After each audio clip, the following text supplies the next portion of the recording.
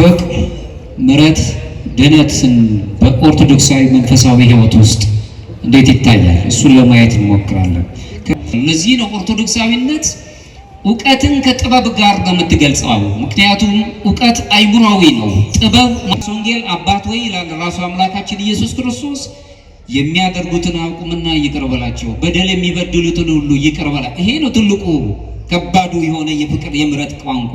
እሱን የምናይበት ነው። ምክንያቱም ይቺ ዓለም የተፈጠረችው በጋራ እንድንኖርበት ለሁላችንም፣ ለሀብታሞች ብቻ አይደለም። ምንድነው የመጣው አምላካችን የወደቁትን ሊያነሳ እንደሆነ፣ ያዘኑትን ሊያጽናና እንደሆነ መመልከት እንችላለን። ፍቅር ስሜታዊ አይደለም። በስሜት የሚነገር ወይም በስሜት የምናስበው ነገር አይደለም። ሰዎች አይደል ከሰው አይደለም ከፍጥረታት አይደል የተማርነው፣ ከአምላካችን ነው ፍቅርን የተማርነው። ዝም ብሎ ወደደን እኛ ሳንወደው፣ ዝም ብሎ ይቅር አለን የይቅርታ ሰዎች ሳንሆን። ወወልድ ወመንፈስ ቅዱስ አሐዱ አምላክ አሜን። ኦርቶዶክሳዊ ጸሎት ዓለም ውስጥ የሚነሱ ጠንከር ያሉ ነገሮች አሉና በመንፈሳዊ ኦርቶዶክሳዊ መንፈሳዊ ሕይወት ውስጥ የሚነሱ 3 ነጥቦች አሉ። በተለይም ደግሞ ምሕረት፣ ፍቅርና እንዲሁም ድህነት የሚባሉ ነገሮች አሉ። ከሱ ጋር በተያያዘ እግዚአብሔር የሚያስተምረን ነገር ይኖራልና፣ ምክንያቱም ዓለሙን የምናውቅባቸው መንገዶችን መፍጠር አለብን። አለበለዚያ ግን በጣም ብዙ ችግሮች ነው የሚኖሩብንና ከቅዱስ መጽሐፍ ጋር አያይዘን እነዚህን ለማየት ነው። ከሊቀ መላእክት ከቅዱስ ገብርኤል ጥባቆቱን ያጉድልብን፣ በቸርነቱ አምላካችን ጥበቡን ኃይሉን ይግለጽልን። ዛሬ በጠዋቱ የጻድቁን በዓል ክብረ በዓል በደንብ አክብራችኋል። እንደ እግዚአብሔር ፈቃድ ግን ከዚህ ከፍቅር ከሚባለው ድነት እና ምሕረት ከሚባለው ነገር ጋር ኦርቶዶክሳዊ እይታ ምን ይመስላል የሚለውን ለማየት ነው ሞክረውና እንደ መነሻ ጥቅስ የሚሆነን የዮሐንስ ወንጌል ምዕራፍ 3 ከቁጥር 16 ላይ አምላካችን እግዚአብሔር ራሱ የሚነግረን በእርሱ በራሱ በመድኃኒት ዓለም ክርስቶስ የሚያምን ሁሉ የዘላለም ሕይወት እንዲሆን የዘላለም ሕይወት እንዲኖረው እንጂ እንዳይጠፋ እግዚአብሔር አንዱን ልጁን እስኪሰጥ ድረስ ይህንን ዓለም ወዶታልና የሚል ቃል ስላለ ከዚህ ጋር በማያያዝ እንደ ትምህርት ርዕስ የምመርጠው ፍቅር፣ ምሕረት፣ ድነትን በኦርቶዶክሳዊ መንፈሳዊ ሕይወት ውስጥ እንዴት ይታያል? እሱን ለማየት እንሞክራለን። ከላይ የጠቀስኩት ጥቅስ 3 ነገሮችን በደንብ ነው የሚያስረዳን። በደንብ እንድትይዙ ትፈልጋለሁ። መለኮታዊ ፍቅር ምንድነው ነው? አንደኛ ዓለሙን የወደደበት መለኮታዊ ፍቅር ከምድር ወይም ዓለማዊው ፍቅር እጅግ የተለየ ፍቅር ያለበት እግዚአብሔር የሰው ልጆችን በጣም የወደደበትና የፍቅሩ መጠን እኛ እንደምናውቀው እንደምንነግረው ብቻ ሳይሆን ልዩ የሆነ መለኮታዊ ፍቅር የመውደድ ኃይል ያለበት እሱን የምንገልጽበት ነው። ሌላው ምሕረት ነው፣ ይቅር ማለትን። እነዚህን ስንመለከት ለዓለም ድነት ሲል አንድያ ልጁን አምላካችን ኢየሱስ ክርስቶስ ወደዚች ምድር ላይ የአብ ልጅ መድኃኒታችን ኢየሱስ ክርስቶስ እንደመጣናይና ይህ የመጣው መድኃኒት ክርስቶስ ደግሞ ድህነት የሚባለውን ታላቅ ነገር ነው የሰጠን። በብዙ አይነት መልኩ የነገረ መለኮት ጥናቶች የሚያሳዩት ድህነትን በተለያየ መልኩ ሲገልጹት እናያለን። ኦርቶዶክሳዊነት ግን ድህነት ከፍጹምነት ጋር የተያያዘ ነው። በአምላካችን በኢየሱስ ክርስቶስ የዘላለም ሕይወት የምናገኝበት ወይም ደግሞ ኦርቶዶክሳውያን ሱታፌ አምላክ ወይም ቴዎሲስ የሚባለውን ዘላለማዊ የሆነ አምላክን የምንመስልበት የምንሆንበት ሳይሆን አማልክት ዘበጸጋ የሚያሰኘንን ክብር ስለምናገኝ ረቂቅ የሆነውን ነገር እናገኛለን። በእነዚህ 3 ነገሮች ላይ እንደ እግዚአብሔር ፈቃድ እግዚአብሔር ያስተምረናል። ፍቅር፣ ምሕረት፣ ድነትን እንደዚሁ በኦርቶዶክሳዊ መንፈሳዊ ሕይወት ውስጥ ማለት ነው።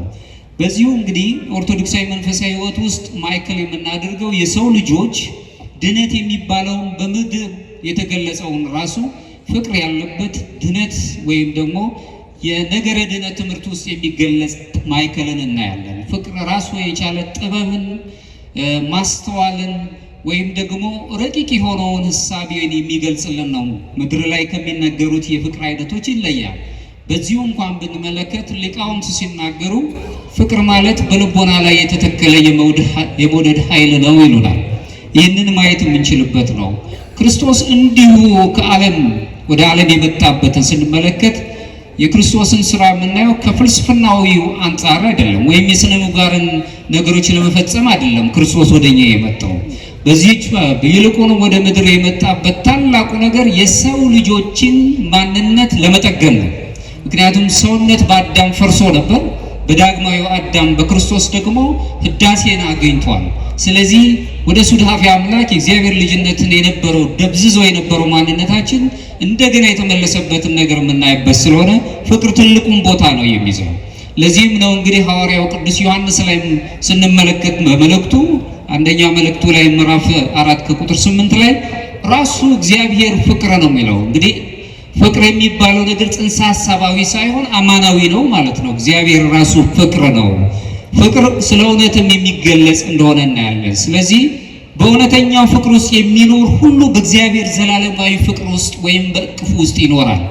በእውነተኛው የፍቅር ቋንቋ ውስጥ የሚኖር ሰው አሁን ዓለም በሚነግረን አይነት መጠን ሳይሆን ፍጹም የሆነ ራስን አሳልፎ በመስጠት ያለ ፍቅር ውስጥ የምንኖር ከሆነ እግዚአብሔር ዘላለም በሚሰጠን ፍቅር ውስጥ እንድንኖር እድሉን እናገኛለን።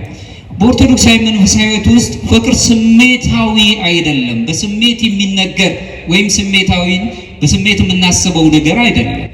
መስዋዕትነት የሚጠይቅ ልዩ የሆነ በህብረት ውስጥ ያለ ፈውስ የሚያለበት የሚጠግን የነፍስ ቁስልን ሊያደርቅ የሚችል ትልቅ ኃይል አለው። ምህረት መለኮታዊ ፍቅርም አለው። ፍቅርህን ካለን ምህረት በራሱ ደግሞ መለኮታዊ ፍቅር አለው።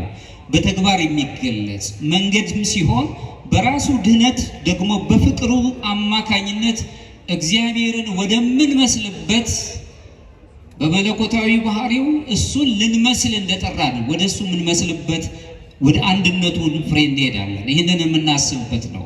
ቅዱስ ዮሐንስ አፈወርቅ በ5ኛው ክፍለ ዘመን ላይ ከተነሱት አባቶች መካከል አንዱ አባት ሲናገር ምን ይላል? ክርስቶስ በቤተ ክርስቲያን ደጃፍ ወይም በበሩ ዛፍ በበሩ አካባቢ መጻተኛ ለማኝ ሆኖ ካላገኘኸው በመቅደሱ መንበር ውስጥ አላገኘኸውም ይለናል። ምክንያቱም ለነዚህ ታናናሾቹ ያደረጋችሁት ለኔ አደረጋችሁት ይለናል። በታናናሾች ብለን በምድር ላይ እንደ ታናናሽ ሆነው የሚገለጹትን ራሱን ምሳሌ አድርጎ እሱን አስመስሎ ለነዚህ ያደረጋችሁት ለኔ ያደረጋችሁ ይላል። ስለዚህ ቅዱስ ዮሐንስ አፈወርቅ ራሱ መድህን ክርስቶስን በቤተ ክርስቲያኗ ደግኛቷ በር ላይ ለማኝ መጻተኛ ሆኖ ካላገኘኸው በመንበሩ ላይ እዛ ጽዋው ባለበት ስፍራ ላይ አላገኘኸውም ይላል። ስለዚህ በምድር ላይ ያሉት ሁሉ እኛ እሱን እንድንመስል እንዳከበረን እናያለን። ምሕረቱን የሰው ልጆች የልጅነት ክብር እግዚአብሔርን ወደ መምሰል እንድንቀርብ አደረገን። አዎ ስንጠመቅ የእግዚአብሔር ልጅነት እናገኛለን። ለዚህ ነው በነገር መለኮት ትምህርት ውስጥ የህይወታችን የመንፈሳዊ ህይወታችን ቅኝት በእምነት ይጀምርና ፍጻሜው ግን በእውቀት ሳይሆን በፍቅር ያልቃል፣ በፍቅር ይደመደማል። ሰዎች በዓለም ላይ እውቀትን አግንነው ይይዙታል። በኦርቶዶክሳዊ ዓለም ምንም እንኳን እውቀት መልካም ቢሆንና ተገቢ ቢሆንም እውቀት ብቻውን ግን ፍጻሜ ሊሆን አይችልም። የፍጻሜያችን ሂደት ግን ሊሆን የሚችልባቸው መንገዶች አሉ። ለዚህ ነው ኦርቶዶክሳዊነት እውቀትን ከጥበብ ጋር ነው የምትገልጸው። ምክንያቱም እውቀት አይምሯዊ ነው፣ ጥበብ ማስተዋል ግን ልባዊ ነው፣ ልብን የሚመግብ ስለሆነ ይህን ትይዛለች። ስለዚህ እምነታችንን በእምነታችን ስንጠመቅ የእግዚአብሔር ልጅነታችን አሁን ያገኘነውን የእግዚአብሔር ልጅነት በሂደት ደግሞ እግዚአብሔር ደረጃ በደረጃ እግዚአብሔርን ወደ መምሰል ወይም ሱታፊ አምላክ ወደ ማግኘት በፍቅር እንደመድቧለን። የአፍቃሪ ልቦናችንን ይዘን መሄድ አለብን ነው። ለዚህም ነው እንግዲህ አሁንም ቅዱስ ባስልዮስ የተባለው የቤተክርስቲያን አባት ሲናገር መልካም ለማድረግ እንደመዘጋጀት ያለ እግዚአብሔርን ለመምሰል የሚቀርብ ምንም ነገር የለም ነው። መልካምነት ሰው የተፈጠረው መልካም እንዲያደርግ ማድረግ አንችልም። አለመፍቀር ወይም ደግሞ ይቅር አለማለት አንችልም። ሰዋዊው ጠባይ ስለተጫነን ብቻ ነው። ሰዎች ሲፈጠሩ እግዚአብሔርን መስለው እንዲኖሩ ነው፣ አፍቃሪዎች እንዲሆኑ፣ የፍቅር ሰዎች እንዲሁም የድህነት ሰዎችና ይቅር ባይ ሰዎች እንዲሆኑ ነው ያደረገው። ቅዱስ ባስልዮስ ይህንን ሲናገር በዚሁ አንቀጹ ላይ ምሕረት የሚባለው ይቅር ማለትን ወደ መለኮታዊ ባህሪ ሱታፌነት ወደ አማልክት ዘበጸጋ ወይም ታናናሽ አማልክቶች ትሆናላችሁ የተባለውን ያንን ክብራችንን ሰውነታችን ራሱን የቻለ በምናስበው መጠን ብቻ ሳይሆን ከፍ ብሎ አዳም ከኛ እንዳንዱ ሆነ ብሎ አምላክ እንደነገረን የእግዚአብሔር ልጅነት ካገኘን በኋላ አሁን የሚጠብቀን እግዚአብሔርን መምሰል ነው። ሱታፊ አምላክ ማለት ነው። ወደዚያ ውስጥ የምንሄድበት ነው። ክርስቲያን ንጹህ በሆነ ርኅራኄ ይቅር ባይነትና በትህትና መስዋዕትነት መኖር ሲጀምር እግዚአብሔርን ወደ መምሰል እያደገ ይመጣል። ቀስ በቀስ እግዚአብሔርን የምንመስልበት ታላቁን ነገር እናገኛለን። እንደውም እኛ የምስጢራት ተካፋዮች ነን። በምስጢር ውስጥ የምንኖር የቤተ ክርስቲያን ምስጢራት ተካፋይ ሰዎች ነን። በተለይ ኦርቶዶክሳውያን በዚህ ውስጥ ስንመለከት ምን ጊዜም እምነታችንን የምንጀምረው ወይም ደግሞ ህይወታችን የሚጀምረው በማመን ነው። ከዛም በኋላ መጨረሻችን ግን የሚሆነው ብዙ ሂደቶች ሄደን በፍቅር እንደመድማለን፣ የፍቅር ሰዎች እንሆናለን፣ እሱን አምላካችን ስለምንመስል። ለዚህም ነው እንግዲህ ክርስቶስ ራሱ ከሚያሰቃዩት ከድሆች ጦም አዳሪዎች ወገኖቻችን፣ ከታሰሩትና ከታረዙት ሰዎች፣ ከገፏቸው ምንም ነገር ከሌላቸው ከሚባሉት ሰዎች መካከል ወንጌሉን ስንመለከት በዘመነ ስጋዊው ያሳልፍ የነበረባቸው ማህበረሰቡ በጣም የናቃቸው ምንም ነገር የላቸውም የሚባሉ ታናሽ ብለው ስርዓት በራሱ ታናሽና ታላቅ አድርጎ የቀረጻቸው እነዚህ አይነት ሰዎች ጋር መካከል እንደነበረ ይህ የሚያሳየን ምንድነው? የመጣው አምላካችን የወደቁትን ሊያነሳ እንደሆነ፣ ያዘኑትን ሊያጽናና እንደሆነ መመልከት እንችላለን። በዚህ ምክንያት ውስጥ ኦርቶዶክሳዊ መንፈሳዊነት አምላካችን ኢየሱስ ክርስቶስን መስለን በፍቅርን ምሕረትን ይዘንና የድነት ሰዎችን ይዘን አይደል በምድር ላይ ሳለን እነዚህ ሶስቱ ሳይነጣጠሉ በአንድነት ይዘናቸው የምንይዛቸው ነገሮች አሉ። እነዚህን ሶስቱ ነገሮች ለማስገንዘብ ነው ፈልገው። ሶስቱን ነገር እግዚአብሔርን በፍቅርና በምሕረት የሚገለጽ ታላቅ ምንጭ ስለሆነ እሱን ማየት እንጀምራለን። ምሕረት በመለኮታዊ ፍቅር ውስጥ እንዴት ይገለጻል? እሱን ለማየት እንሞክራለን። ሌላው ድነት በፍቅር አማዳኝነት ከእግዚአብሔር መለኮታዊ ባህሪ ጋር ተሳታፊዎች እንዴት እንደምንሆን ሶስቱ ነጥቦች ለማየት እንሞክራለን። እግዚአብሔር ፈቃድ እግዚአብሔር ይግለጽልን። የመጀመሪያው እግዚአብሔር የፍቅርና የምሕረት ምንጭ ነው። ሰዎች አይደል ከሰው አይደለም ከፍጥረታት አይደል የተማርነው ከአምላካችን ነው ፍቅርን የተማርነው። ዝም ብሎ ወደደን እኛ ሳንወደው፣ ዝም ብሎ ይቅር አለን የይቅርታ ሰዎች ሳንሆን እሱን የምናይበት ነው። መላው የሰው ልጆች የድነት ታሪክን ስንመለከት የሚጀምረው የእግዚአብሔር መሐሪን ፍቅርን መማር እንዳለብን የሚያስገነዝብ ነው። ለዚህም ነው መዝሙረኛው ዳዊት በመዝሙር 145 ከቁጥር 8 ላይ እግዚአብሔር ርኅሩህና መሐሪ ነው፣ ከቁጣው የራቀ ምሕረቱም ብዙ ነው ይለናል። ይህም ብዙ ጊዜ ደጋግመነዋል። ከልብ ግን እንደ ኦርቶዶክሳዊ መንፈሳዊነት ማየት አለብን። ይቅር ባይ የሆነ አምላክ ያለው ሰው ልቡ ይቅር ማለት አለበት። እግዚአብሔር ከቁጣው የዘገየ ምሕረትን የሚሰጥ ምንም እንኳን እኛ ለይቅርታው የሚሆን ነገር ማንሰራ ቢሆንም እንኳን ይቅር ብሎ የወደደንን እግዚአብሔር የወደደውን ማንም ሰው ከዚህ ፍቅር ማውጣት አይችልም። እኛም እሱን የምንመስለው አፍቃሪዎች መሐሪዎች ስንሆን ነው። እሱን ማየት የምንችል ስለሆነ በኦርቶዶክሳዊ ነገር መለኮት ትምህርት ውስጥ የምናየው ለወደቀው ሰው የሰው ልጅ የተገለጠ መለኮታዊ ፍቅርን በደንብ እናያለን። ለወደቀው ሰው ከአዳም ጀምሮ ለወደቀው ያንን እንመለከታለን። ለዚህም ነው ዮሐንስ ወንጌል ቅድም ያነበብኩት ምዕራፍ 3 ቁጥር 16 ላይ በእርሱ የሚያምን ሁሉ የዘላለም ሕይወት እንዲኖረው እንጂ እንዳይጠፋ እግዚአብሔር አንድያ ልጁን እስኪሰጥ ድረስ ይህንን ዓለም እንዲሁ ወዶታልና ብሎ ይነግረን። እንዲሁ ነው የወደደን፣ እንዲሁ አፈቀረን። ስለዚህ በዚህ ፍቅር ውስጥ እንድንኖርና የመጨረሻው እሱን እንድንመስል ይፈልጋል። ለዚህም እንግዲህ ቅዱስ ዮሐንስ በዚሁ አትናቴዎስ ላይ ቅዱስ አትናቴዎስ ዘእስክንድርያው ሲናገር ሁልጊዜ የሚያነሳው ስለ እግዚአብሔር ፍቅርና ነገረ ድኅነት ወይም ደግሞ የምሕረት ቋንቋውን ሲናገር እኛ የሰው ልጆች አማልክት ዘበጸጋ እንባል ዘንድ እርሱ መድኃኒት ክርስቶስ ቃል ወልደ እግዚአብሔር ሰው ሆነ ነው፣ እኛን ሆነ ነው። እኛ እሱን መስለን አማልክት ዘበጸጋ እንባል ዘንድ ይህንን የመሰለ ሳንወደው የወደደን አምላክ ፍቅርን የሰጠን አምላክ እሱ የድኅነት ቋንቋችንን ወድቀን የነበርን ወደ እግዚአብሔር እሱን እንድንመስል ትልቅ ጥበብን ሰጠን። ያንን መለኮታዊ ባህሪ ተሳታፊ እንድንሆን አደረገን። ቅዱስ አትናቴዎስ የሚያነሳልን ይሄ ነው። ክርስቲያን ምሕረት ብሎ ሲያነሳ ሰብአዊነትን ሲመለከት ሁሉን ያለ ጎጥ የሚመለከት ነው። ሰው ሆኖ ተፈጥሮ ብዙ ሰው አሁን ትመለከቱ እንደሆነ በዘመናችን ሰው የሚባል ማንነት ተሰጥቶን ተፈጥረን ወንዝ ሆነን ለመሞት እየተዘጋጀን ነው። ከኔ ጋር ናችሁ? ሰውነት የሚባል ታላቅ ሱታፊ አምላክ ማግኘት የሚችል ልዕልና ያለው በአብ ቀኝ ተቀመጠ ብሎ አምላካችን ኢየሱስ ክርስቶስ እኛን ለብሶ አክብሮን በአዳም ምክንያት ብንዋደድ እሱ ዳግማዊ አዳም ክርስቶስ ከፍ አድርጎን በልዕልና ወደ ሰማይ ካወጣን በኋላ ማየት የምንችለው ሰማያዊውን ነገር ትተን ሰውነታችን ጎድፎ አሁን ጎጥ ሆነናል። በጎጥ የምንገለጽ ሆነናል። ሰው ባለው የቆዳ መልክ፣ ሰው በሚናገረው ቋንቋ እንዲህ ነው የሚባልለት ማነህ የሚባል ሰው ሆኖ ሳለ ማለት ነው። ስለዚህ ሰውነታችን በጣም ምጡቅ መሆኑን መረዳት የምንችለው ሱታፊ አምላክ የምናገኝበትን አምላካችን ኢየሱስ ክርስቶስ እኛ አማልክት ዘበጸጋ እንባል ዘንድ እሱ ሰው ሆነ ይላል።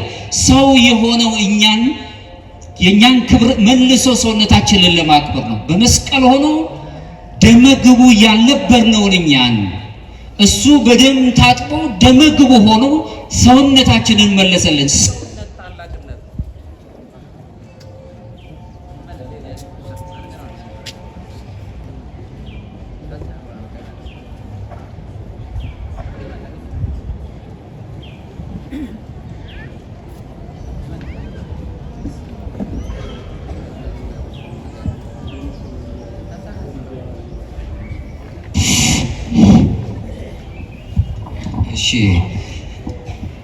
እግዚአብሔር የፍቅርና የምሕረት ምንጭ ነው። ከኔ ጋር ናቸው? እሺ። ሁለተኛው ምሕረት የፍቅር ተግባራዊ መገለጫ ነው። የሚያፈቅር ሰው በይቅርታ የሚኖር ነው። ስለወደደን ይቅር አለ፣ እኛ ስለፈለግነው አይደለም። ኦርቶዶክሳዊ መንፈሳዊነት ውስጥ የምንማረው ታላቁ ነገር ፍቅር በምሕረት ስራዎች አማካኝነት የሚገለጽ ተግባራዊነት ነው። በአፍ በቃል የሚነገር ብቻ አይደለም። አምላካችን ኢየሱስ ክርስቶስ ሲነግረንም በቃል ብቻ ያለውን እንዲሁ ስለወደድን ወደድን ብለን እንድንናገረው ብቻ ሳይሆን ብራብ አብልታችሁኛል፣ ብጠማ አጠጥታችሁኛል። ለተራቡት ሰዎች መቼ ነው እንደ ተራቡት ሰዎች ሆነ መት ያበላን ይሉታል ደጋጎቹ።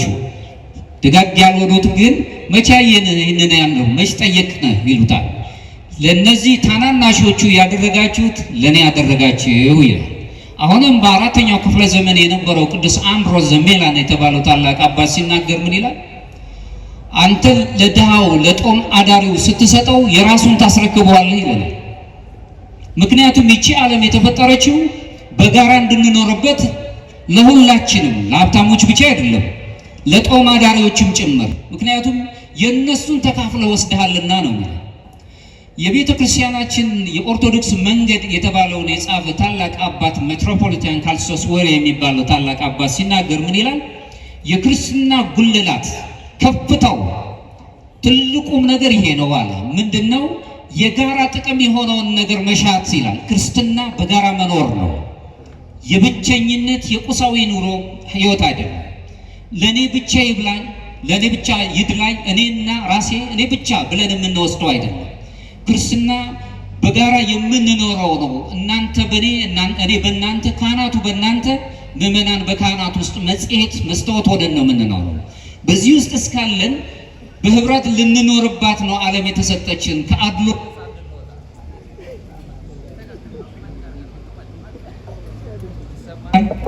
ይሰማል። እሺ እንግዲህ መታገስ አለብን። ጌታችን መድኃኒታችን ኢየሱስ ክርስቶስ የሚነግረን ይሄ ነው። ሌላው ምንድነው? በዚሁ ላይ የምናየው ፍቅር በራሷ የፍቅር ልጅ እንደሆነች ነው የምናየው። ራሷ ምሕረት የፍቅር ልጅ መሆኗን እናያለን። ፍቅር ብለን ስንል ከምሕረት ጋር አብሮ የተያዘ ስለሆነ ዮሐንስ አፈወርቅ መልሶ ምን ይላል? መሐሪ መሆን ማለት ይቅር ማለት ነው። መሐሪ ካልሆንክ ግን ሰው መሆንህን አብቅቷል ይላል። ከኔ ጋር ናችሁ? መሐሪ ያልሆነ ሰው ሰውነቱን ትቶታል። ዝም ብለን መሐሪ መሆን ይቅር ማለትን መቻል፣ ደጋጎቹ ያደረጉት ይሄንን ነው። ይቅር ማለትን መቻል አለብን። ይቅር ማለት ማችል መሐሪ መሆን ካልቻልክ ግን ሰውነትን አውቆባል። ሰውነት የሚባል ነገር የለህም ነው የሚለው። የሐዋርያት አበው ትምህርት ውስጥ ስናይ ጥበብ በምህረት ውስጥ በፍቅር ውስጥ የተገለጸበት መሆኑን እናያለን። እውነተኛው ደግሞ ጥበብ እግዚአብሔር ነው። እግዚአብሔርን የምንመስልበት መልክ መልሶ የሚታደሰው አፍቃሪዎች ይቅር ባዮች መሆን ስንጀምር ነው። የይቅርታ ዓለም ይቅርታ የሚባለው ቋንቋ በቃላት ካልሆነ በስተቀር በተግባር ለማየት በጣም በችግር ላይ ነው ያለነው። ሰዎችን ይቅር ማለት መቻል ነው። አገኘም አጣም ይቅር ማለት መቻል ነው። ኦርቶዶክሳዊ መንፈሳዊነት ውስጥ ድነት ራሱን የቻለ ድህነት የምንለው ነገረ ድህነት የምናስብበት ለባልንጀራ የሚኖረን ፍቅር ጋር የማይነጣጠል ሆኖ ነው የምናየው። አፍቅር ቢጸከ ከመ ነፍስከ፣ አንተ ለነፍስ በምታስበው ወይም ለነፍስ በሚያስፈልጋት ቋንቋ ሌላውንም ወንድምህንም ውደደው። የክርስትናው ደግሞ የፍቅር ጥጉ የሚያሳየንና ከባዱ ፍቅር የሚባለው ጠላትን ውደዱ ነው። ጠላቶቻችሁን ውደዱ፣ ምክንያቱም ወዳጆቻችሁን ብትወዱ አሕዛብም ይህንን ያደርጉታል፣ ምን ቁም ነገር አለው ነው የሚለው። በአንደኛ ዮሐንስ ምዕራፍ 4 ከቁጥር 20 ላይ የሚነገረን ማንም እግዚአብሔርን እወዳለሁ እያለ ወንድሙን ቢጠላ ሐሰተኛ ነው። ያየውን ወንድሙን የማይወድ ያላየውን እግዚአብሔር ሊወድ እንዴት ይችላል ብሎ ይጠይቀናል። የሚወድ ሰው እግዚአብሔርን ማየት ይችላል። አፍቃሪ ልቡ ሩሩ የሆነ ሰው እየተበደለም እየከፋውም ቢሆን ይቅር ማለት የሚችል ሰው እግዚአብሔርን ለማየት ልቡ ቅርብ ነው። እግዚአብሔር በተለያየ መልኩ ይነጋገረዋል፣ እሱን እናያለን። ስለዚህ ምሕረት የሌለበት ጸሎት ከንቱ ባዶ መሆኑን ከዚህ እንረዳለን። ራሱ ርኅራኄ የሌለበት ጾም ደግሞ በራሱ አሁን ወደፊት የምናየው ጾም ብለን ወይም ተአቅቦ የምንለው ነገር ግብዝነት ሆኖ እንረዳለን። ፍቅር የሌለበት ነገረ መለኮት ትምህርት በራሱ ሕይወት አልባ ነው። ነገረ መለኮት ምሁር ቢባልም እንኳን ራሱ ፍቅር የሌለበት በምሕረት የማይገለጽ ከሆነ ግን ዝም ብሎ ሕይወት አልባ ሆኖ እንረዳለን። ምሕረት የእውነተኛ እምነት ዋና ሕያው ማስረጃ ሆነ ነው የምትታየው፣ በምሕረት ውስጥ መኖር። ይህን የተማርነው ደግሞ ከአምላካችን ከኢየሱስ ክርስቶስ ነው። ሶስተኛው ክርስቶስ የምሕረት ፍጹም ፍጻሜ ምሳሌ ሆኖ ነው የሚቀርበው። እንግዲህ እዚህ ላይ የምናየው አንደኛ ሕመምተኞችን ሲፈውስ እናያለን። ኃጢአተኞችን ይቅር ሲል እናያለን። በጣም በሚደንቅ ሁኔታ ሰዎች ፈራጆች ሆነው ይህች ሴት በሙሴ ሕግ መሰረት መወገር አለባት ብለው ሲሉ ከእናንተ መካከል ማን ነው ኃጢአት የሌለበት? ኃጢአቶቻቸውን እየተናበቡ ወደሚሸሸጉበት ሲገቡ የተፈረደባት ወይም ደግሞ ምክንያት ያደረጓትን ሴት ከሳሾችሽ ወዴት አሉ ተብላ ስትጠየቅ እሷ ግን ፈራጅ አልነበረችም። ለሚፈርዱባት ፈራጅ አለ። የት እንደሄዱ አላውቅም፣ ዳግመኛ አትበድይ ነው የተባለችው። ክርስትና የበደሉን ብሎ እንድንበድል አይደለም ይነግራል። ይቅር ማለትን መቻል ማለት ነው። ሁሉንም ነገር በይቅርታ ማለፍም አምላካችን እግዚአብሔርን ለመምሰል ለምጻሞቹን ሲያድን እናያለን። ልባቸው የተሰበረባቸውን ሲያጽናናቸው እናያለን። መመገብ ያልቻሉትን ምግብ ሲሰጣቸው፣ እንዲሁም ደግሞ የተገለሉትን ከማህበረሰቡ የተገለሉትን ሰዎች ሁሉ ከሐዋርያቱ መካከል እንኳን ብንመል ቀራጭ ናቸው ሲባሉት የነበሩትን እነሱን ሲያቅፍ እንመለከታለን። ስለዚህ የመድኃኒታችን ኢየሱስ ክርስቶስ መሐሪነት ፍቅር እንዲሁም ዝም ብለን የምናየው ሳይሆን አንደኛ ሁላችንንም በመንፈሳዊ ሕይወት እንድንነሳሳ ያደርገናል። በደግነት እንድንሄድ ያደርገናል። የማስታወስ መንፈሳዊ ሕሳቢያችንን ይቃኝልናል። በዚህ ውስጥ ሆነን ሳለን ለሌሎችም ሰዎች ደካሞች እንኳን ሆነን ለሌሎችም ሰዎች ማሰብ የምንችልበትን እድል እናገኛለን። ለዚህም ነው እንግዲህ ሉቃስ ወንጌል አባት ወይ ይላል ራሱ አምላካችን ኢየሱስ ክርስቶስ የሚያደርጉትን አውቁምና ይቅር በላቸው፣ በደል የሚበድሉትን ሁሉ ይቅር በላ። ይሄ ነው ትልቁ ከባዱ የሆነ የፍቅር የምሕረት ቋንቋ። ለዚህም ነው አሁንም ቅዱስ ይስሐቅ የተባለው ሶርያዊው አባት ሲናገር ምን ይላል? መሐሪ ልብ ማለት ስለ ፍጥረት ሁሉ የሚቃጠል የሚራራ ልብ ማለት ነው ቢለን፣ ስለ ፍጥረታት ማለት ነው። ስለ ሰው ልጆች ብቻ አይደለም። አሁን ስለምንኖርበት አሁን የምናየው እንኳን የአየሩ ጠባይ ግድ ሊለን ይገባል። ኃላፊነት አለብን። በዚሁ ኦርቶዶክሳዊ ማንነት ስንመለከት ግንኙነታችን ሰውና ከሰው ወይም ከእግዚአብሔር ጋር ብቻ አይደለም፣ ከፍጥረታት ጋር ራሱ ልዩ ግንኙነት አለ። ለፍጥረታት ማዘን አለብን። ላሉት ነገር መልከቱ አብዛኛውን ጊዜ ለወገኖቻችን ለህዝቦቻችን ማዘን ያቃተው ልብ ለፍጥረቱ ለራሱ ፍጥረት ማዘን የሚችልበት መንገድ የለውም። ስለዚህ እውነተኛ መንፈሳዊ ህይወት ሰብአዊ ልብ ይኖረዋል። በዚህ በሰብአዊ ልብ ውስጥ ሁልጊዜ ስለ ሰዎች ክፉ እንኳን ቢሆኑ መልካም ነው የሚያስበው። በመልካምነት እርግጥ ነው ዓለም መልካም ስንሆን ከሞኝነት ቁጥር ስለሚሆን በሞኝነት ውስጥ እንዳለን ይረግጠናል። ይሁንም ግን እግዚአብሔር የነገረን መልካም የዋህ መሆንን ነው የሚነግረን። ያዕቆብ በመልእክቱ ላይ ምሕረት ለማድረግ ምሕረት የሌለበት ፍርድ ይሆናል፣ ምሕረትን ለማያደርግ ምሕረት የሌለበት ፍርድ ይሆናል፣ ምሕረት በፍርድ ላይ ይመካልና ይላል ምዕራፍ 2 ከቁጥር 13 ላይ። ምሕረት ምድራዊ ህይወትን ከዘላለም ህይወት ጋር መገኘት የሚችል ልዩ ኃይል አለ።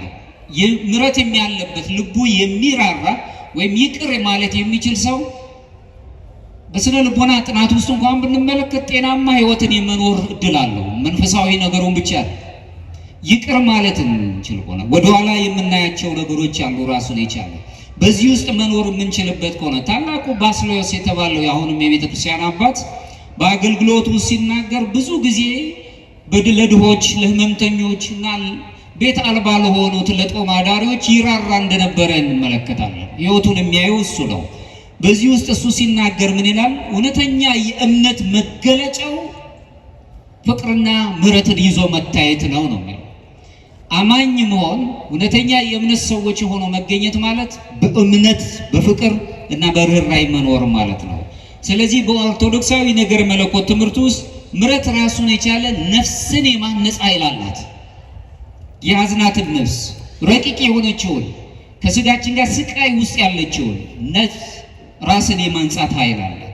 ፍቅር ራሱን ደግሞ በሰዎች መካከል በፍጥረታት መካከልና ሰዎች በእግዚአብሔር መካከል ያላቸውን የፍቅር ትርጉም ወይም ህብረትን የመመለስም ጥበብ አላት። ድነት መላውን ሰውነት ሁሉ መለወጥ ትችላለች። ነገረ ድነት ስንል አሁን ወድቀን የነበረን ከፍ ብለን የምንነሳበት ስለሆነ ወደ እግዚአብሔር ሱታፊ አምላክ ወደ ማግኘት እንሄዳለን። የምሕረት ዋናው ዓላማ ተራ የሥነ ምግባር ነገሮችን አሻሽለን እንድንሄድ አይደለም የተፈለገው። ዋናው ዓላማው ቴዎሲስ ያለው በግሪክኛው ቴዎሲስ ያለው በግዕዙ አማልክት ዘበጸጋ ብለን የምንጠራው ወይም ደግሞ ሱታፊ አምላክ አግኝተን የምንኖርበትን ጥበብ ማግኘት ነው። ምሕረት ለማህበረሰቡ ፈውስ ነው። ምሕረት ያለበት ማህበረሰብ በመካከሉ ፈውስ አለው። ጤናማ ሐሳቢዎች ይኖራሉ። ይሄ አሁን ያለንበት ዘመን በጣም ቁሳዊነት ያለበት እኔነት የበዛበት ከኛነት ይልቅ እኔነት ውስጥ ያለንበት በጣም ስግብግብ የሆነ በራስ ወዳድነት ውስጥ ተውጦ የሚኖር ጥላቻ በጣም የነገሰበት በኢፍታዊነት ውስጥ የተጠመደ ሰው ፍታዊ በማይሆንበት ነገር ውስጥ የምናይበት አንዱ ትልቅ አንዱ ትንሽ ሆኖ የሚታይበት በአመፅ በግፍ በሙስና በጥፋት በጉበኝነት በጎሳኝነት ያለበት ዘመን ላይ ነው የምንኖረው። በተለይም ደግሞ መንፈሳዊ የሚባለው ነገር የደከመበት ውስጥ ነው የምንኖረው። ስለዚህ ለዚህ ሁሉ መልስ ሊሆን የሚችለው ፍቅር የሚባለው ምሕረት የሚባለውና ነገረ ድነትን መረዳት የምንችልበት ኦርቶዶክሳዊ መንፈሳዊነት ውስጥ መኖር ስንችል ነው። ምሕረት በራሱ ለማህበራዊ ፍትሃዊነት ለተመሰቃቀለው ዓለም ራሱን የቻለ መድኃኒት ነው፣ ጥገና ነው፣ ይጠግናል ራሱን የቻለ። ምክንያቱም የታመመ ዓለም ውስጥ ነው የምንኖረው። እኛ የዛው አካል ነን። በዚህ ውስጥ ስንኖር የሚያድን መድኃኒት ያስፈልገናል።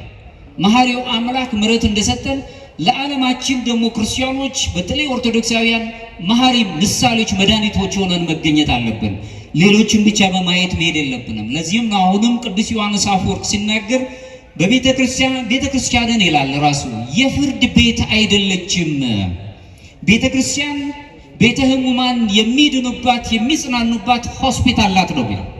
ካህናቱም ደግሞ በዚሁ በሆስፒታል ውስጥ ቤተ ሕሙማን የሚድኑባት የሕክምና ቤት ውስጥ እነሱ ደግሞ አምላካቸውን ኢየሱስ ክርስቶስን እንደራስ የሆነው ሐኪሞች ናቸው ብሎ ነው የሚያስቀምጠው።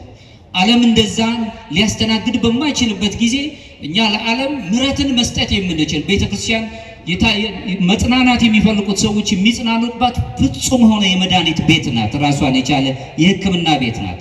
ሰው ልጅ በኃጢአት ምክንያት በመንፈስ የጎሰቆለ እንኳን ቢሆን አምላካችን ኢየሱስ ክርስቶስ ግን በነፍሱ እንዳይጎሰቆል ራሱን የቻለ ሐኪም ሆኖ ነው የወደቀውን ሰው ያነሳ፣ የወደቀውን አዳምን ያነሳው። ይህንን የወደቀውን አዳም አንስቶ በምሕረቱ ይቅር ያለውና የጠገነው መድኃኒት የሆነውን የምናመልክ ከሆነ እኛም እሱን ተከትለን የፍቅር ሰዎች የምሕረት ሰዎች ሆነን በመድኃኒትነት የምንገለጽ መሆን አለብን። ምክንያቱም ሱታፊ አምላክ እናገኛለን እስካለን ድረስ። ለዚህ ነው በጣም የነገረ መለኮት ትምህርት ያልተረዳቸው በፍልስፍናው ዓለም ላይ የሌሉት ምናልባትም የሌላው እምነት ተከታይ ሆነው ማዘር ትሬዛ የሚባሉ እናት ምን ይላሉ? የወደቀን ሰው ሳይ የክርስቶስን ስቃይ ይመለከታለሁ ይላል። ይህ ለወደቀው ሰው ሳይቀር አምላካችን ኢየሱስ ክርስቶስ በመስቀል ላይ አድሯል። ሩሩ የሆነው አምላክ ለእኛ ላገኘነው ብቻ ሳይሆን ላጡትም ሰዎች ሁሉ ቤዛ ሆኗቸዋል። ለዓለሙ በሙሉ ሰላም ሆኗቸዋል። ይህንን ሰውነትን አግዝፎት ማለት ነው። እሱ ማየት የምንችልበት ነው። ኦርቶዶክሳዊ መንፈሳዊነት ውስጥ ራሱን የቻለ የምንረዳው ቁሳዊ የሆነ ወይም ደግሞ እኔነት ብቻ የሚሉትን ነገር አይደለም የምንረዳው። አሁንም በቀሌምንጦስ የተባለው ታላቅ የሮም ቀሌምንጦስ የተባለው አባት ሲናገር በራሱ ያስቀመጠው ክርስቲያኖች የሚድኑት ገለልተኛ በመሆን አይደለም ይለናል። ይህ ማለት ነው ይህን ቃል ሰው ብቻውን ይሆን ዘንድ መልካም አይደለም ከሚለው ጋር ይዛመድልናል። ይህንን ለአዳምና ለሔዋን የተቀጸለ ብቻ ይመስለናል። ሰዎች ብቻቸውን ሊሆኑ ሰው ያስፈልገዋል። የሰው ድምፅ ያስፈልገዋል። ብዙ ሰዎች የሚበሉት የሚጠጡት ነገር ብቻ ሳይሆን የሰው ድምፅ ርቧቸው ይኖራሉ። ጆሮ የሚሰጣቸው የለም። ለምን? ያሉበት አቅም እኛ ከምንሰማው አቅም ጋር ስለማይመጣጠንልን። ስለዚህ በዓለም ላይ በጣም አድሎ ስለሚሰፋ ጆሮ ይናፍቃቸዋል። የሚያዳምጣቸው ይፈልጋሉ። የሚያዳምጠን እኛ እንደምንፈልግ ሁሉ ቅዱስ ገብርኤል ስማኝ የምፈልገውን ፈጽመልኝ እንደምንል ሁሉ ሰዎች ሰው ይረባቸዋል፣ ይጠማቸዋል፣ እንዲያዳምጧቸው ይፈልጋሉ። ይህንን ማሟላት ማለት የፍቅር እንዲሁም የምሕረት ሰዎች ሆኖ መገኘት ማለት ነው። ይቅርታ ደረጃ አለው ራሱን የቻለ በነገር መለኮት ትምህርት ውስጥ ኦርቶዶክሳዊ መንፈሳዊ ሕይወት ውስጥ የምንገልጸው ብዙ ጊዜ የተጎዳን ሰው ይቅር ለማለት የሚያስቸግረው ነገር ይኖረዋል። የበደለውን ባንዴ ይቅር ለማለት ይቸገራል። ያንን የተቸገረውን ሰውነቱን ግን ይቅር የሚልበትን ነገር ማሰብ አለብን። በምን ይቅር ይባል? ደረጃዎች አሉት። በአንድ ጊዜ ይቅር ባይነትን ላናገኝ የምንችልባቸው ነገሮች ቢፈጠሩም ሰውኛ በስነው ስጋ መጀመሪያ በኃጢአትና በሕመም የደከመውን ሰውነታችንን ማመን አለብን።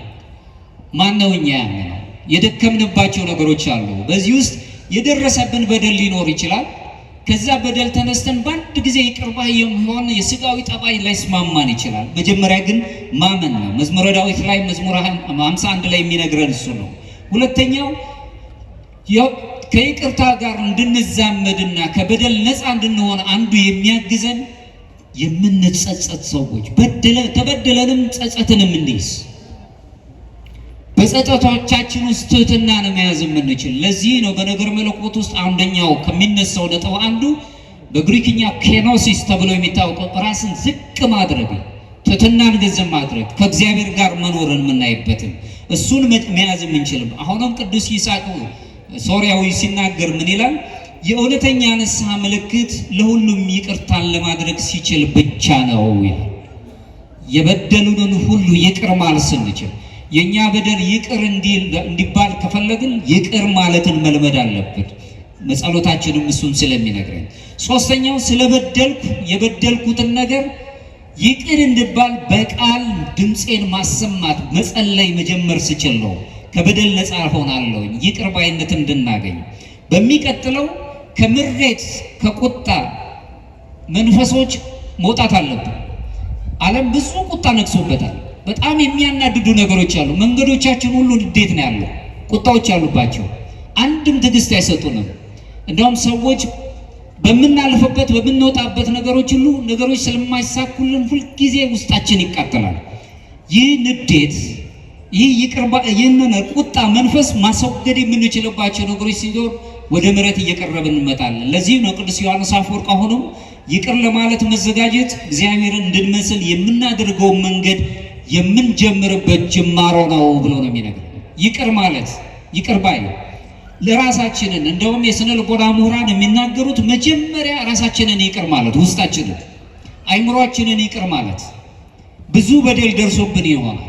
ያ የደረሰብንን በደል በራሱ ውስጣችንን ይቅር ማለትን መልመድ አለብን። ሊከብድ ይችላል፣ ግን ውስጣዊ እሱን መለማመድ አለብን። እግዚአብሔርም ስለሚረዳ እርቅን መልመድ አለብን። የእርቅን ለሰላም መሻት ራሱ በሰላም ውስጥ ለመኖር በእርቅ ውስጥ መኖር አለብን። ለዚህም ነው እንግዲህ በአብዛኛው ጊዜ ቅዱስ ይስሐቅ ሲናገር በአብዛኛው አንተ ከራስህ ጋር ታረቅ ይላል። መጀመሪያ ከራስህ ጋር ታረቅ፣ ሰማይና ምድር ካንተ ጋር መታረቅ ይጀምራሉ።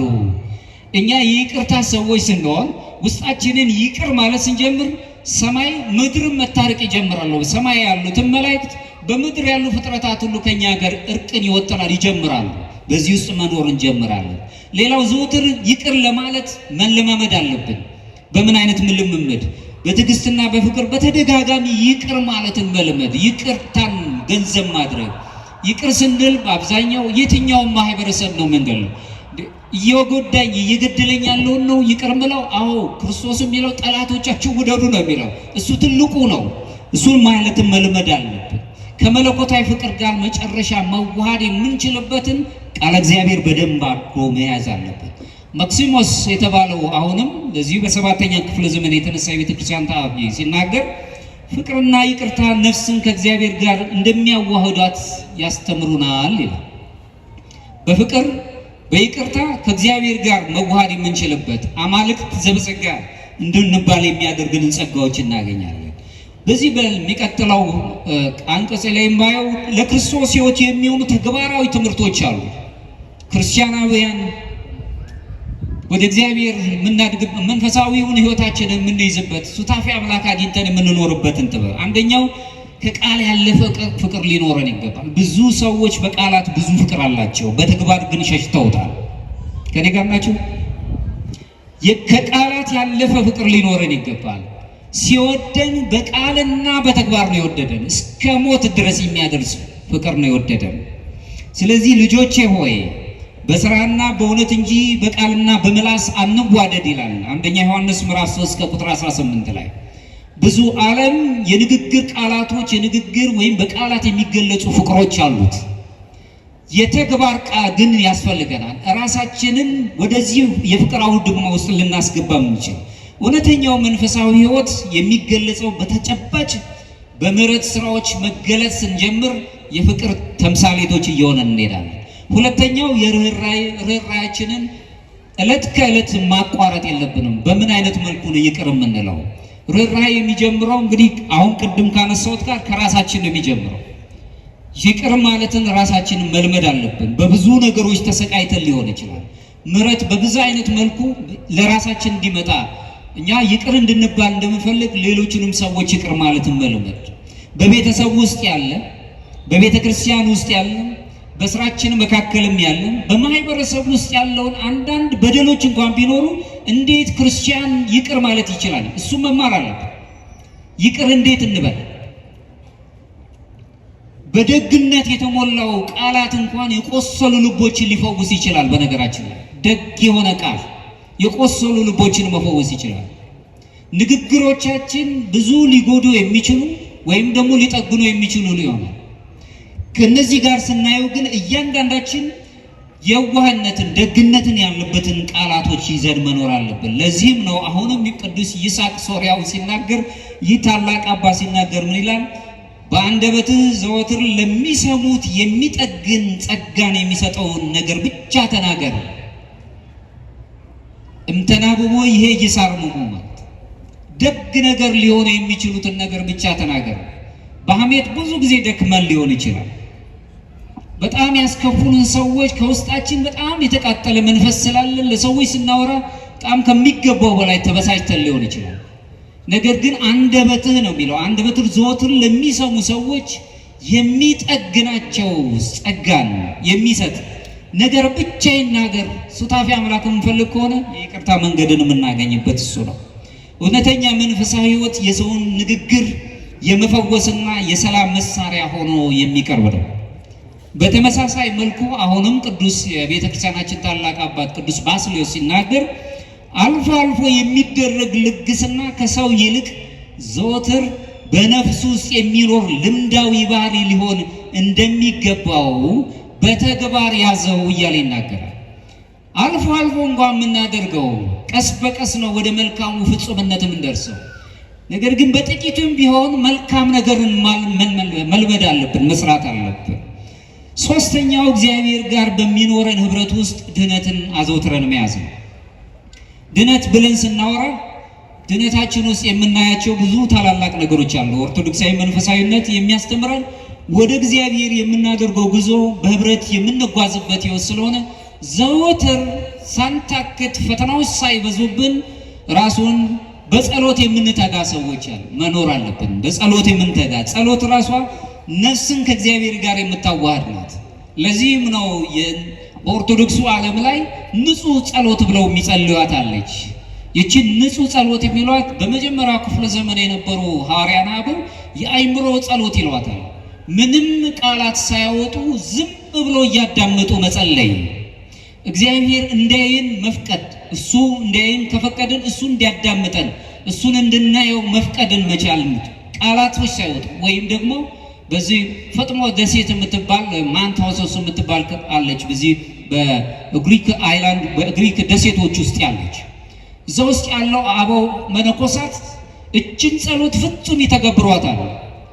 ፍጹም የሆነች ከሰዎች ጋር ተገናኙ፣ ስራዎች ላይ ዋሉ፣ በትምህርት ላይም ሆኑ በመንፈሳዊ አገልግሎትም ውስጥ ሆኖ አሁን እዚህ እንደኔም ቆሙ እንደናንተም ተቀመጡ።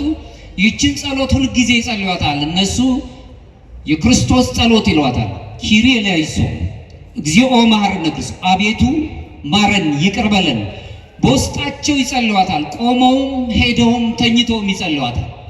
ሙሉ በሙሉ አብዝተው በመጸለይ ብቻ ሳይሆን እነሱ ያንን ጸሎት ራሱ ዲስርን አድርገው በውስጣቸው ውስጥ ይዘው ከእግዚአብሔር ጋር ይገናኙባታል። ፍጹም የሆነ ጸሎት እየሰራችሁ የምትጸልዩት ምንም የማታወቅ ሁልጊዜ ግን ራሳችሁን ተጠያቂ የምታደርግ ወደ ይቅርታ የምታቀርባችሁ ሱታፊ አምላክ እንድታገኙ የምትጋብዛችሁ በዚህ ህይወት ውስጥ እንድትኖሩ ሁልጊዜ ጸጥ ያለች ጸሎትን እናይዛለን። በጸጥታው ስንኖር ደግሞ የይቅርታ ሰዎች የፍቅር ሰዎች ነው የምንሆነው። ስለ ሰዎች በደል አይደለም እናስብ፣ ውስጣችንን ይቅር ማለትን እንለምዳለን። ጸጥ ማለትን መልመድን ስናገኝ ይሄንን በዚህ ውስጥ አንዱ ነው ህሊና ጸሎት። ራሱ ጸሎት በህሊና ከእግዚአብሔር ጋር የምንገናኝበት ልዩ ህብረት ነው። ሌላው በሚስጥራት ተካፋይ መሆን ነው። በቤተክርስቲያናችን ኦርቶዶክሳዊት ቤተክርስቲያን 7 ምስጢራት አላት። 7ቱ ምስጢራተ ቤተክርስቲያን ውስጥ ተካፋይ መሆን ነው። ከ7ቱ ምስጢራት መካከል 3ቱ ምስጢራትን ብንመለከታቸው ጥምቀት፣ ሜሮንና ቅዱስ ሜሮንና ቅዱስ ቁርባንን ስናይ ቅዱስ ጳውሎስ ክርስቶስን ልበሱት ብሎ ይገለጻለን። ወደ ሱታፊ አምላክ የምንቀርብበት ሂደታችን ናቸው። ስንጠመቅ ልጅነታችንን እናገኛለን። ቅባል ሜሮን ስንቀባ ደግሞ መታተም ነው። ከክፉ ነገር ነፃ እንሆናለን። ልጅነታችን እንዳይነጠቅ ማህተም እናገኛለን። ስጋውንና ደሙን ስንቀበል ደግሞ ሱታፊ አምላኩን ወደ ማግኘት ሂደቱን እንጀምራለን። በእነዚህ ውስጥ ሆነን አምላካችን ኢየሱስ ክርስቶስን ለብሰን የይቅርታ የፍቅር ሰዎች መሆንን እንጀምራለን። በዚህ መኖር ያለብን ነው። ሚስጥራዊ ነገር መለኮትን ስንመለከት በዚህ በሚስጥራት ውስጥ ታግዘን መሄድ ነው። ሌሎችን ሁሉንም ብንመለከት ንስሐም አለ። በንስሐ ውስጥ መኖር፣ ሲታመሙ ደግሞ ቀኝ ቀንዲል አለን።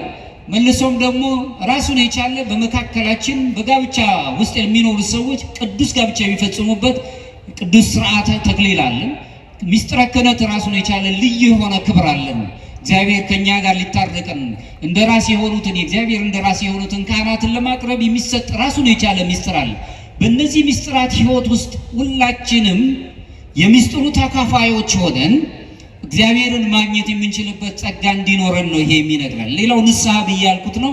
ንስሐ የጥምቀት ራሱን የቻለ ጥምቀታችን የምናድስባት ልዩ የይቅርታ በር ነው የሚላት ራሱን የቻለ ዮሐንስ ዘሰዋስው የተባለው ታላቅ አባት ሲናገር ንስሐ ማለት ከጥምቀት በኋላ የምናገኛት የይቅርታ በር ነው ማለት። መጽሐፈ መነኮሳት ንስሐ ተውበተ ጸጋ እምድኅረ ጸጋ ይላታል።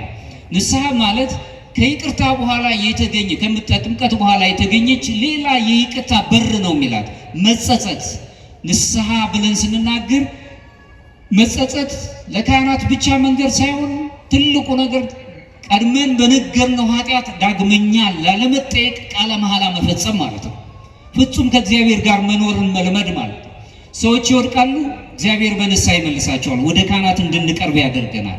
ሌላው ትህትና ነው። ትህትናም ስንል ከትዕቢት ይፈውሰናል፣ ትዕቢት ውስጥ እንዳንወድቅ ያደርገናል።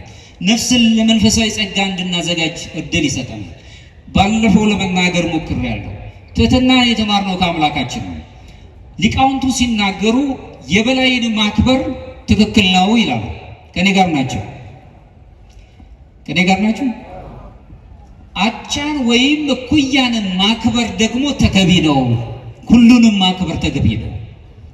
የበታች የምንለውን ማገልገል ወይ ማክበር ግን አምላክነት ነው ይላሉ። ከኔ ጋር ናቸው? ዝቅ ብሎ ያከበረን አምላካችን ነው። እሱን ነው ምን መስለው። ብዙ ሰዎች ከማህበረሰቡ ተገልለዋል። ባላቸው ምጣኔ ሀብት ምክንያት፣ ባላቸው የእውቀት አድማስ፣ ባላቸው የዘመድ ብዛት በብዙ መልኩ ተገለዋል። እነሱን ማገልገል ማክበር አምላክነት ነው ማለት ዘበጸጋ የሚያሰኝን ክብር መያዝ ነው። ትሁት መሆን ማለት ክርስቶስ ራሱ ዝቅ አደረገ፣ ባዶ አደረገ። የመላእክትን ባህሪ አይደለም እኛን ነው የሆነው። ሰዎችን አከበርን፣ እሱ ወደ ላይ ወሰደን። አንዱ እንግዲህ የምናየው ትህትና ነው። ሌላው ጾማችን ነው። ታቅቦ ብለን የምንገልጸው ነው። መታቀብን የምናይበት ነው። በታቅቦ ህይወት ውስጥ ሁልጊዜ ከእግዚአብሔር ጋር እንድንኖር እድል ይሰጠናል። የመጨረሻው በፍቅርና በምህረት መገለጥ ነው። የክርስቲያን ፍቅር ራሱ ክርስቲያናዊ የሆነ ፍጻሜውን ይመለከታል።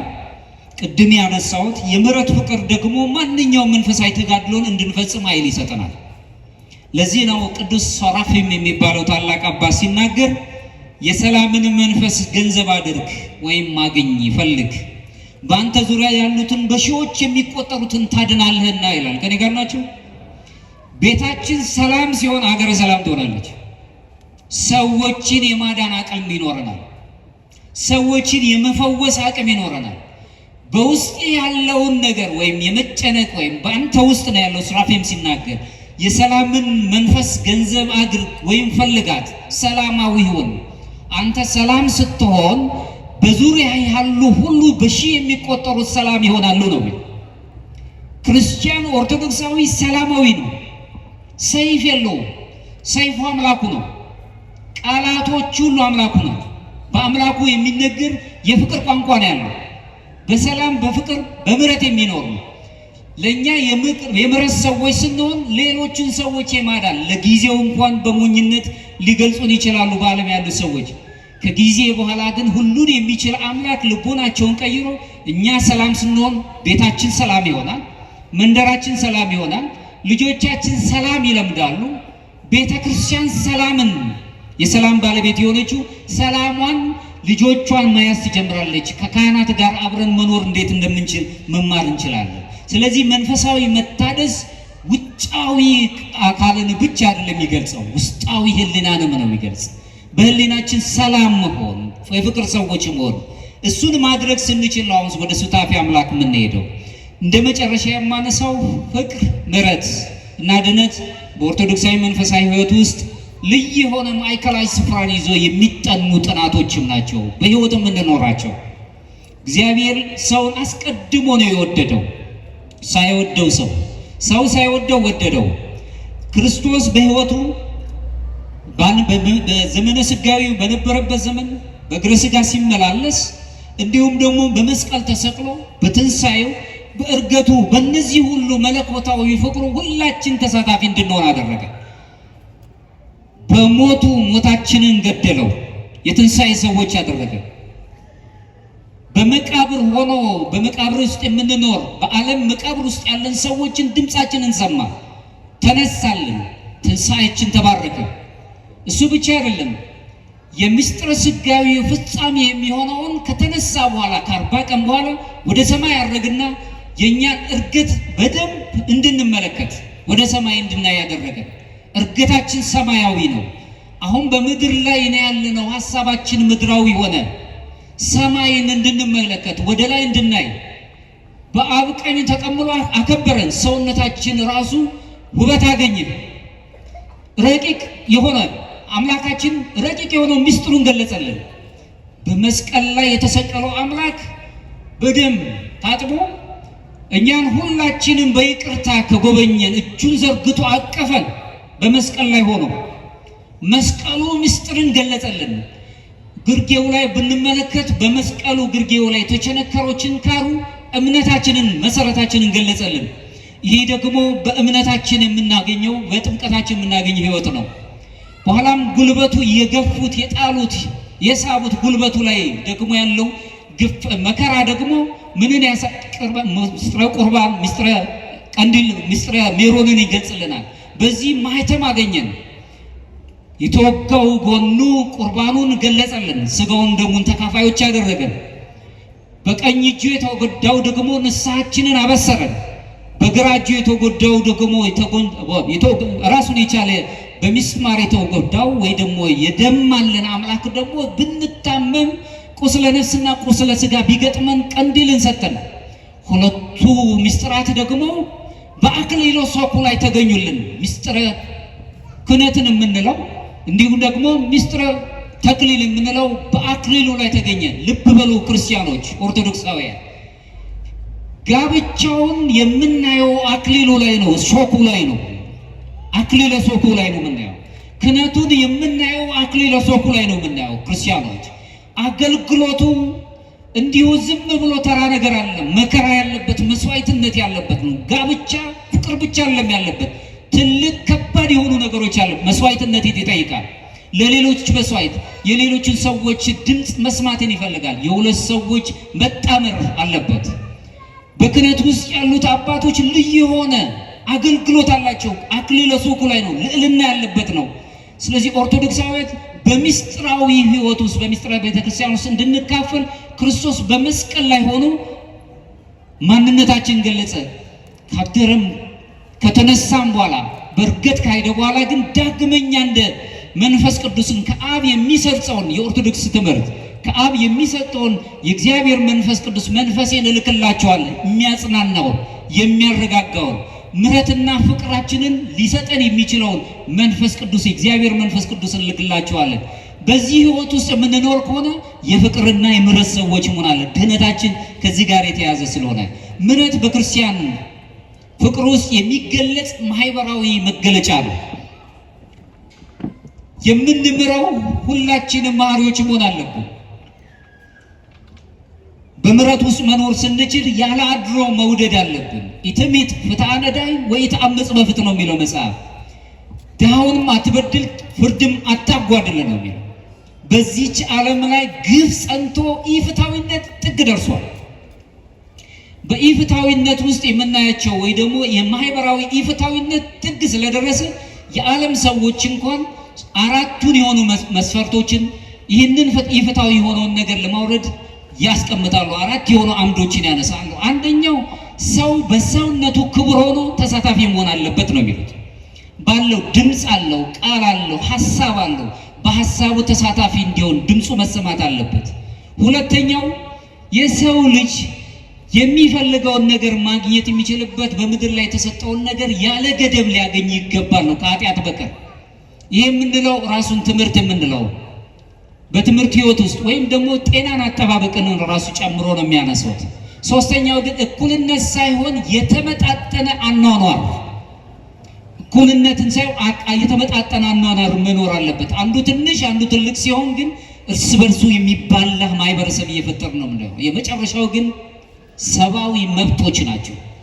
እኛ ምዕራባውያን የሚያነሱት ሰብአዊ መብት ከኛ ከምናነሳው ሰብአዊ መብት እጅግ ይርቃል። እኛ ምናልባት እኛ የምናነሳው መኖር ሊሆን ይችላል። ድምፃችንን ባለው ቋንቋችን፣ ቃላታችንን፣ ሀሳባችንን መግለጽ ሊሆን ይችላል መብት የምንለው። ለነሱ ግን ከሰውነት ተራ ወጥተው ሰብአዊ መብትን የሚጋጭ ወይም መንፈሳዊ ህይወታችንን የሚጋጭ ነገሮችን ነው የሚያነሱት። በዚህ ውስጥ መኖር ከአድሎ የጸዳ ነገሮችን ይዞ መኖር፣ ከኢፍትሐዊነት መጽዳት፣ ትዕቢትን ማገልገል የለብንም። ትዕቢተኞች መሆን የለብንም። ምንም ይሆን ትዕቢተኛን ገንዘብ ማድረግ፣ ትዕቢትን መንፈስ ገንዘብ ማድረግ የለብንም።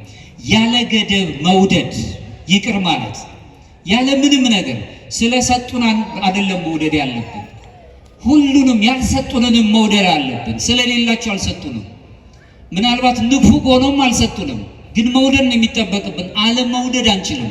ባህሪያችን አለመውደድ አይችልም። ሰዋዊ መንፈሳችን ካሰብነው ከእግዚአብሔር ጋር እንዲሁም ከባልንጀራችን ከሰው ጋር በሚኖር ህብረት ውስጥ ድህነታችንን ማሰብ መዳን የምንችለው እነዚህ ነው። በፍጥረት ውስጥ ስንመላለስ ለኛ ከሰዎች ጋር ያለን ግንኙነትና ከእግዚአብሔር ጋር ያለን ልዩ ግንኙነት የጠበቀ መሆን አለበት። ምሕረትን የሚያደርጉ ብፁዓን ናቸው ምሕረትን ያገኛሉና።